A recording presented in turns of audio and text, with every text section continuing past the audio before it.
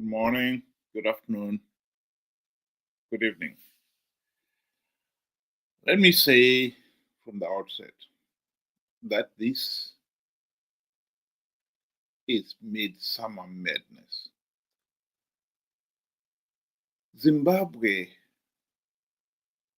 is one of those poor countries in which millions of people live in abject poverty, living in housings that are not fit for human habitation.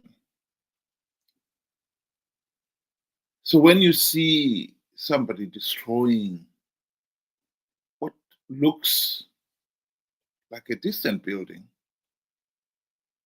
one has got to ask, what is going on? This is a country that desperately needs to build decent homes for its people. So why are you destroying the few that you have? But this is what the people have witnessed recently. The destruction of houses.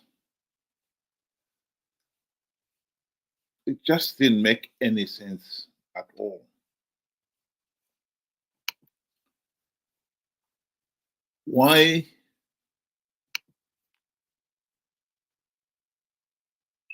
it happened beggars belief. The story goes that the Harare City Council had to destroy those because those houses were built without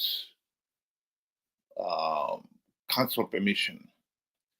The land had been sold by land barons. I'm not here to dispute it. It may well be the case. But the fact still remains. One has got to ask, these houses did not go up overnight. They were constructed over a long period. Yes, probably. Why did the city fathers and mothers fail to act then and stop these buildings going up? Why did they have to wait until now to act? But alas, that is exactly what we're talking about here.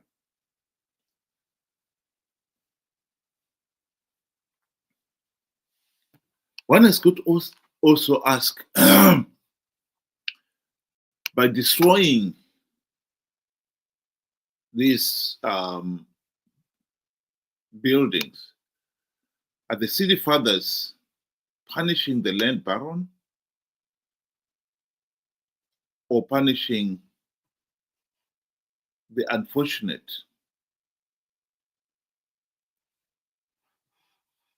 individual who was the victim of the land baron? Clearly, it is punishing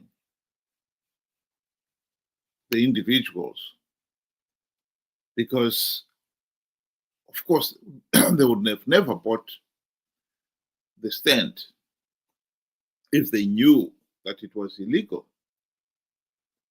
They were sure that it is perfectly legal. And they went ahead and started building. Why did the city fathers fail to act? Why did they have to wait until now for them to finally act?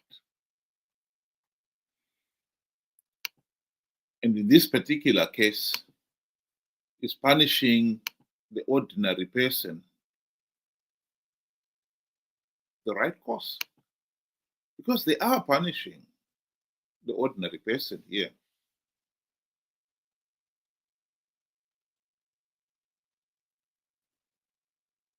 I think it is an outrage that a country where millions of our people are living in structures that are not fit for human habitation. This is somebody in the rural areas. And that is a very common sight in the rural area. Let me make it very clear. Most people in the rural area would build themselves a decent home if they had title deeds. This Zanu PF regime has denied the rural people title deeds to even 1 acre of land. This is not something new. The colonial regime before it had a similar policy. And it was all done for the same purpose. They did not want the rural people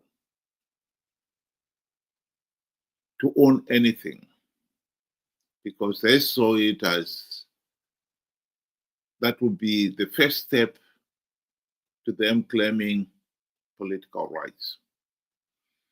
So the millions of ordinary blacks have been kept deliberately poor and powerless. No different from the medieval serfs. We are in the 21st century, and yet we still have that as the centerpiece of our political decisions. While the poor are not given title deeds to even 1 acre of land, the ruling elite who inherited, took over most of the farms belonging to the whites, it's a different matter.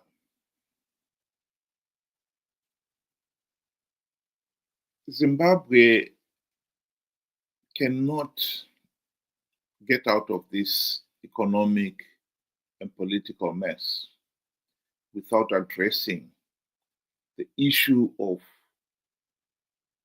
political rights and economic rights. We cannot deny that the ruling elite are deliberately keeping the rural poor for their own selfish ends. Here is Margaret Dongo speaking to that very subject. They have wrong priorities, especially the current government. How can you go and build an airport which services a few people, and the majority are the elite and the so-called investors? Look at the rural. I made you come to interview me because I wanted you to have the experience of the roads that we are using. If we go today to our hospital there, you feel pity with that's a hospital in a rural area. If we go to our clinic, you feel pity. We have no piped water here. Do you know the reason why the rural people vote for Zanu PF? One, they're intimidated. Two, the policy is that the rural people should remain poor and subservient to the government. They should remain poor, because if they remain poor, they continue singing the song for their master. This is why these people have been impoverished. It's for a reason. Because at the moment, if you economically empower these people, they'll go out of hand. Zanu PF will never have control over them.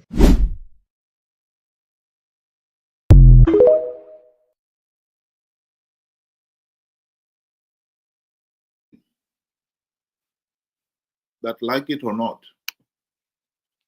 we have to resolve as a nation.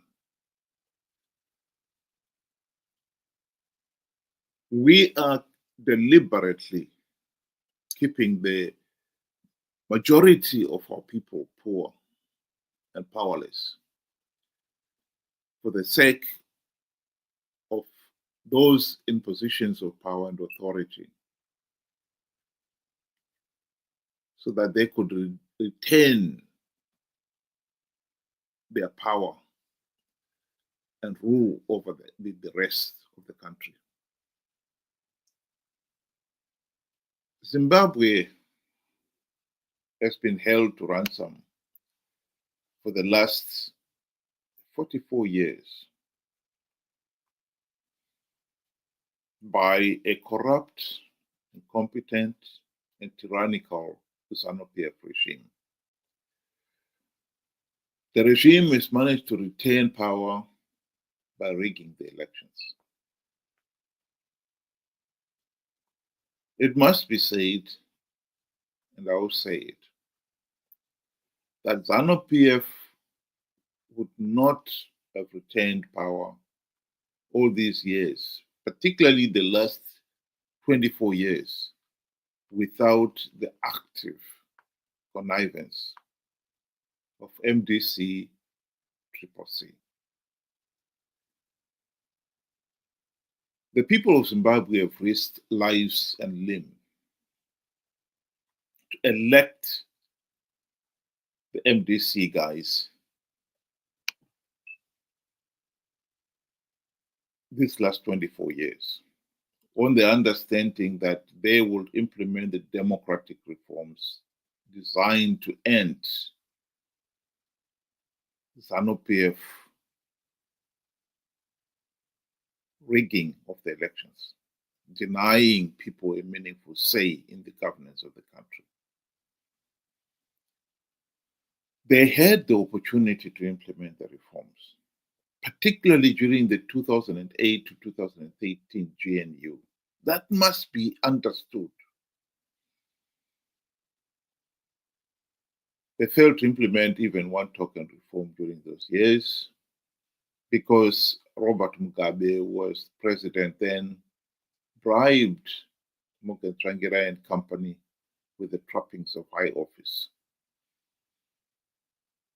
And they, in return, forgot about the reforms. Hence, we are where we are. And ever since the GNU, MDC, CCC have been participating in flawed elections, knowing fully well the process is flawed,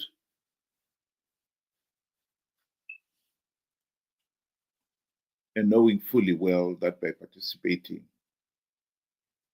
they'll be giving Zanu PF legitimacy. They've nonetheless soldiered on and participated out of greed. The tragedy for Zimbabwe is the people themselves have been slow to wake up to that political reality. The Chamisa Chete Chete Brigade have believed whatever Chamisa told them. Last year, he told them that CCC was going to win big because they had plugged all the vote rigging loopholes. It was an idiotic lie. And they, the followers, were gullible enough to believe it. And so they participated in those flawed elections in their millions, giving Zanu PF legitimacy.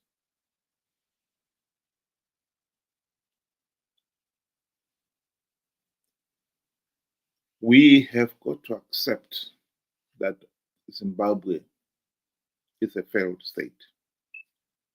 And we, the people, are responsible for rescuing it, for landing us into that mess in the first place. And we have got to rescue it. What is the solution?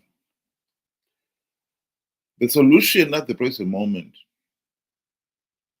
is we are not going to stop Zanu PF rigging 2028 elections because Zanu PF has no appetite to implement any reforms and is not going to implement any reforms. And there is no political pressure of any kind for them to do so, coming from our worthwhile opposition leaders. So what can we do? I think the only thing people must do is make sure that the Chamisa Chete Chete Brigade does not participate in flawed elections in their millions to give Zanu PF legitimacy.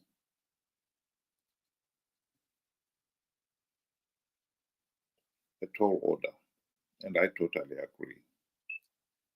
Because some of these Chamisa Chete Chete Brigade, unfortunately, are not the cleverest people. They have failed to realize that Chamisa and MDC leaders have sold out.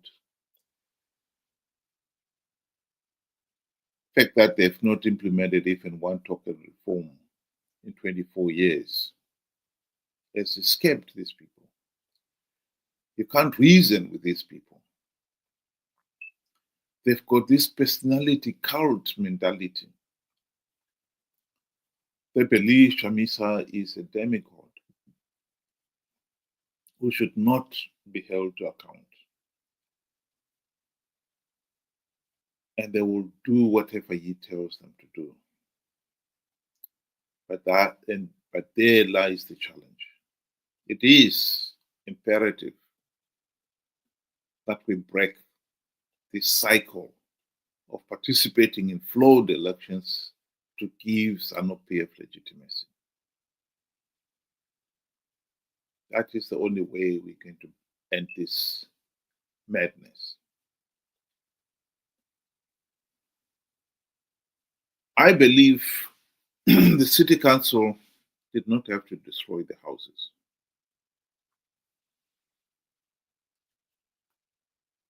Particularly when they had no land to give to the people who had built these houses, and they have no money to compensate them so that they can build the new homes.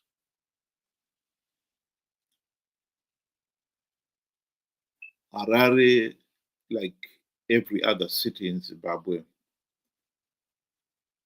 has got hundreds of thousands, if not millions, living in housing structures that are not fit for human habitation.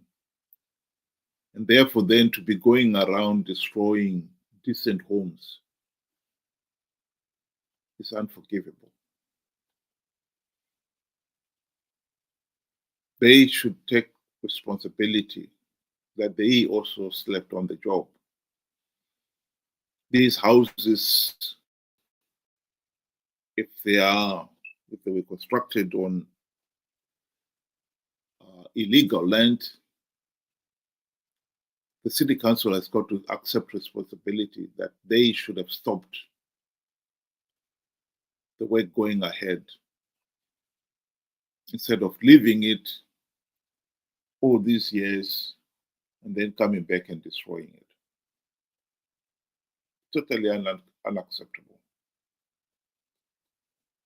We need houses. We need to house our people. And we can do with building more houses instead of destroying decent structures for what clearly is politically motivated reasons. The city council should have gone after the land barons and not punish the victims of the land barons. Thank you very much. Have a good day.